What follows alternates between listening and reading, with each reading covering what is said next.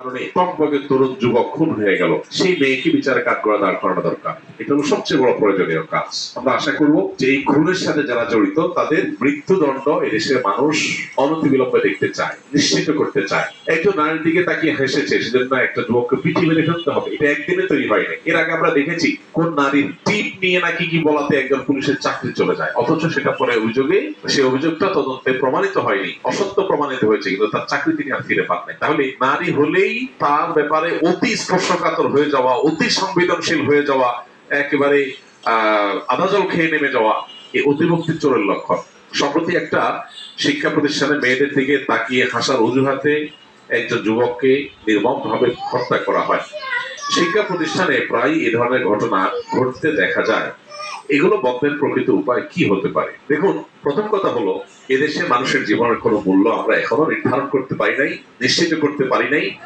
মানুষের বেঁচে থাকার অধিকার নিশ্চিত করতে পারি না। এটা আমাদের সবচেয়ে বড় দুর্ভাগ্যের বিষয়। আমরা অনেক লম্বা লম্বা কথা বলি, অথচ প্রায় সময় ধরনের ঘটনা শোনা যায় যে একজন মানুষকে ধারণার ভিত্তিতে, কোন অভিযোগের ভিত্তিতে পিটিয়ে মেরে ফেলা হয়েছে। যারা মেরে ফেলেছে তাদের শাস্তি নিশ্চিত হয়েছে, এইরকম ঘটনা আমরা শুনতে পাই না।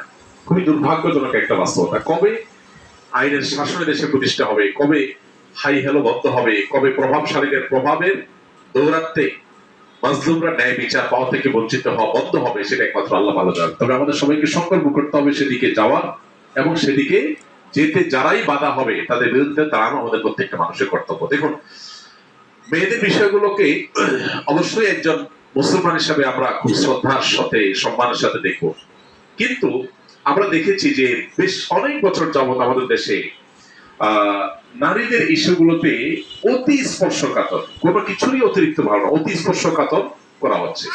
একজন নারীর দিকে তাকিয়ে হেসেছে সেজন্য একটা যুবককে পিটিয়ে মেরে ফেলতে হবে, এটা একদিনে তৈরি হয় নাই। এর আগে আমরা দেখেছি কোন নারীর টিপ নিয়ে নাকি কি বলাতে একজন পুলিশের চাকরি চলে যায়, অথচ সেটা পরে অভিযোগে সে অভিযোগটা তদন্তে প্রমাণিত হয়নি, অসত্য প্রমাণিত হয়েছে, কিন্তু তার চাকরি তিনি আর ফিরে পান নাই। তাহলে নারী হলেই তার ব্যাপারে অতি স্পর্শকাতর হয়ে যাওয়া, অতি সংবেদনশীল হয়ে যাওয়া, একেবারে আধাজল খেয়ে নেমে যাওয়া, এই অতিভক্তির চোরের লক্ষণ।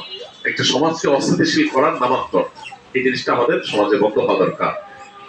এর আগে কদিন আগে একজন নারীর ওড়না কাণ্ডে অনেক কিছু ঘটেছে।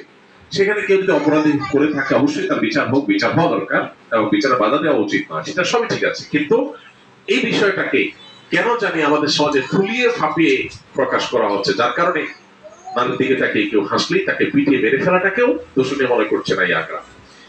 এখানে আরেকটা বিষয়, যারা পিটিয়ে মেরে ফেলেছে ওই মেয়ের ফোন কলে এসে, তারা নিশ্চয়ই তার সাথে